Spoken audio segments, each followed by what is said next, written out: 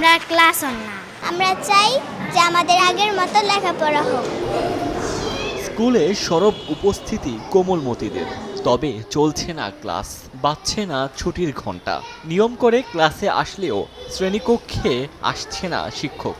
11তম গ্রেডের বেতনসহ 3 দফা দাবিতে 3 দিন ধরে প্রাথমিক সহকারী শিক্ষকরা কর্মবিরতি পালন করছেন, যার প্রভাব পড়ছে পাঠদানে। আমাদের আগের মতো আর ক্লাস হয় না, আমাদের ভালো করে পড়া হয় না। আমরা ডেইলি ক্লাস হয়, ম্যাডাম তো আমরা পড়াই না দিকে আমরা নিজে পড়ি আর নিজে বয়ে থাকি। বুধবার সকাল থেকে খুলনা, ময়মনসিংহ, সিলেট সহ দেশের বিভিন্ন জেলার সরকারি প্রাথমিক বিদ্যালয় খোলা থাকলেও ক্লাস নিচ্ছেন না শিক্ষকরা। তাদের দাবি সহকারী শিক্ষকদের 11তম গ্রেডে বেতন নির্ধারণ, উচ্চতর গ্রেড প্রাপ্তির জটিলতা নিরসন এবং প্রধান শিক্ষক পদে শতভাগ পদোন্নতি দিতে হবে। কিন্তু আমাদের মাসুম শিশু বাচ্চারা ওদের পড়া বঞ্চিত হচ্ছে।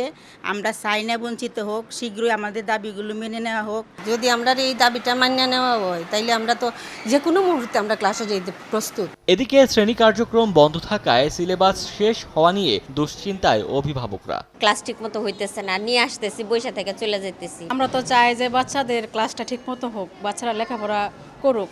এর আগে একই দাবিতে গত 5 থেকে 15 মে পর্যন্ত 1 ঘন্টা, 16 থেকে 20 মে পর্যন্ত 2 ঘন্টা এবং 21 থেকে 25 মে পর্যন্ত অর্ধদিবস কর্মবিরতি পালন করেন শিক্ষকরা। কিন্তু দাবি মেনে না নেয়ায় সহকারী শিক্ষক সংগঠন ঐক্য পরিষদের ডাকে 26 মে থেকে অনির্দিষ্টকালের জন্য কর্মবিরতিতে যান তারা।